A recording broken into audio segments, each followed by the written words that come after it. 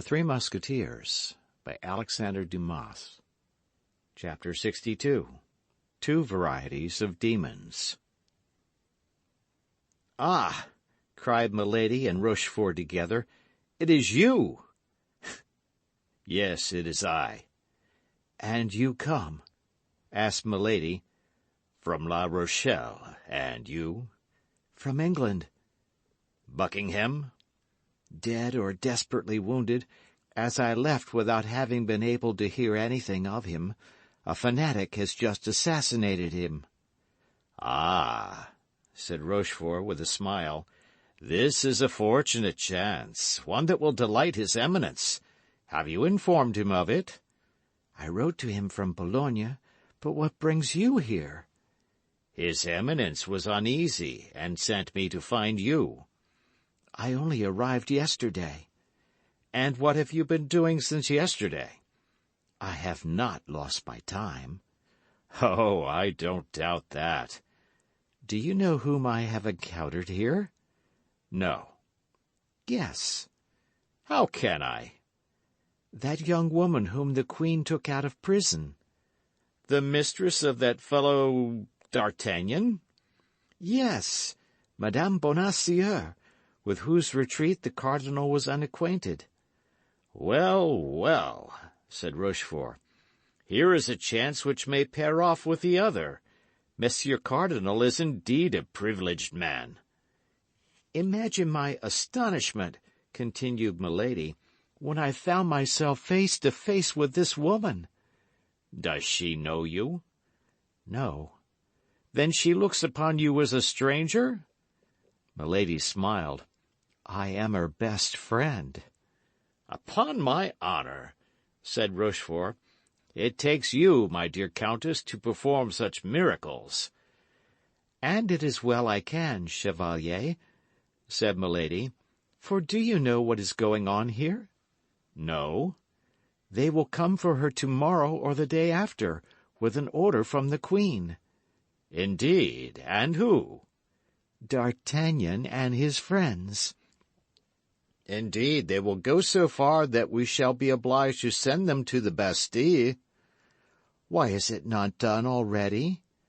"What would you? The cardinal has a weakness for these men which I cannot comprehend."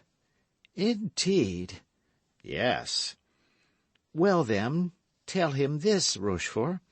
Tell him that our conversation at the Inn of the Red Dovecote was overheard by these four men.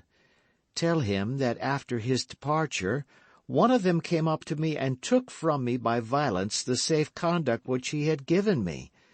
Tell him they warned Lord de Winter of my journey to England, that this time they nearly foiled my mission as they foiled the affair of the studs. Tell him that among these four men, two only are to be feared, D'Artagnan and Athos. Tell him that the third, Aramis, is the lover of Madame de Chevreuse. He may be left alone, we know his secret, and it may be useful. As to the fourth, Porthos, he is a fool, a simpleton, a blustering booby, not worth troubling himself about." "But these four men must be now at the siege of La Rochelle?" "I thought so too, but a letter which Madame Bonacieux has received from Madame the Constable, and which she has had the imprudence to show me, leads me to believe that these four men, on the contrary, are on the road hither to take her away." "The devil! What's to be done?" "What did the cardinal say about me?" "I was to take your dispatches, written or verbal, and return by post, and when he shall know what you have done, he will advise what you have to do." "I must, then, remain here?" "Here or in the neighborhood." "You cannot take me with you?" "No, the order is imperative. Near the camp you might be recognized, and your presence, you must be aware, would compromise the cardinal." "Then I must wait here or in the neighborhood." "Only tell me beforehand where you will wait for intelligence from the cardinal. Let me know always where to find you." "Observe, it is probable that I may not be able to remain here." "Why?" You forget that my enemies may arrive at any minute. That's true.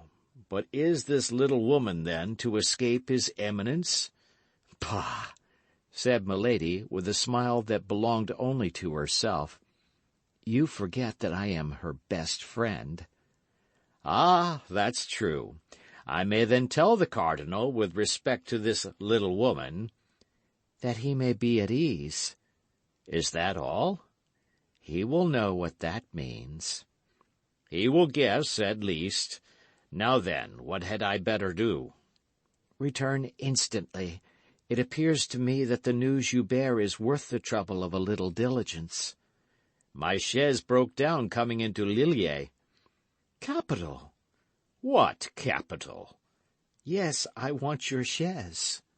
And how shall I travel, then? On horseback. You talk very comfortably. 180 leagues. What's that? One can do it. Afterward? Afterward? Why, in passing through Lilliers, you will send me your chaise, with an order to your servant to place himself at my disposal. Well, you have no doubt some order from the cardinal about you? I have my full power.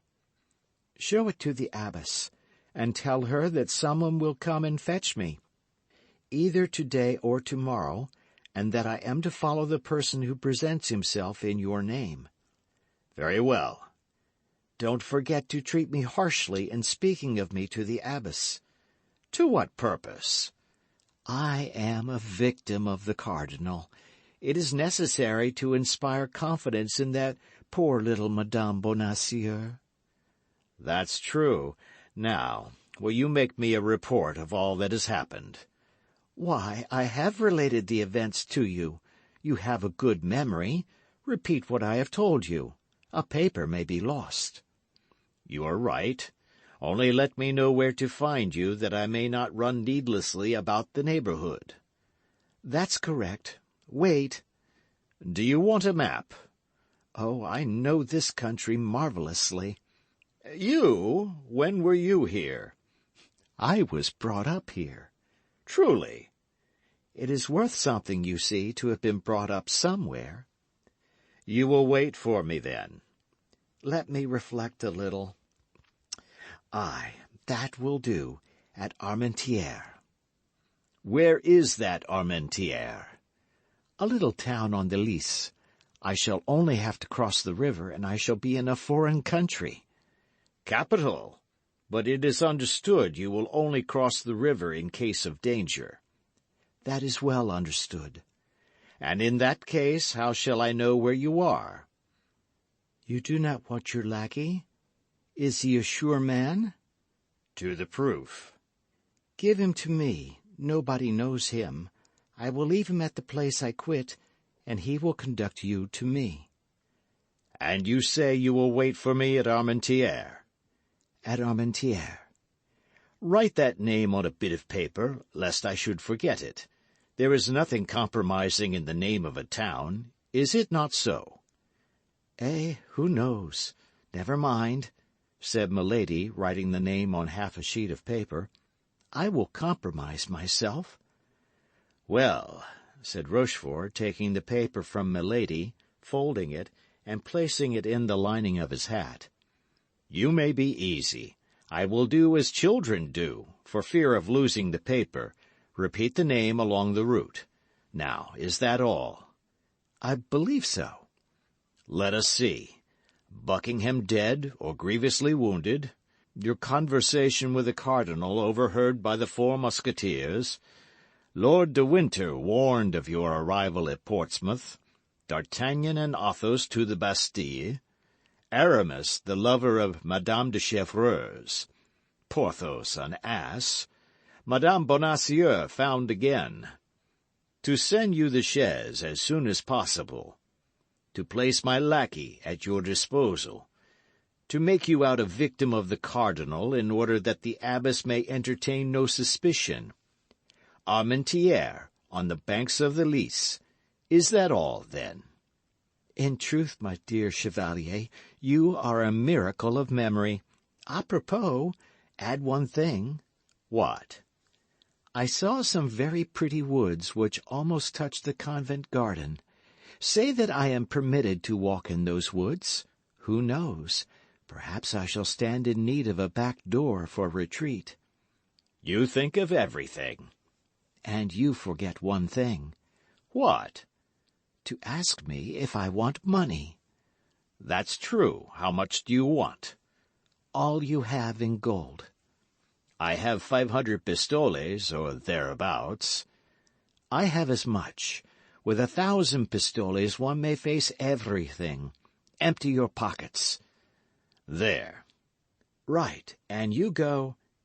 In an hour. Time to eat a morsel, during which I shall send for a post-horse. Capital. Adieu, Chevalier. Adieu, Countess. Commend me to the Cardinal. Commend me to Satan. Milady and Rochefort exchanged a smile and separated. An hour afterward, Rochefort set out at a grand gallop. 5 hours after that he passed through Arras. Our readers already know how he was recognized by D'Artagnan, and how that recognition, by inspiring fear in the four Musketeers, had given fresh activity to their journey.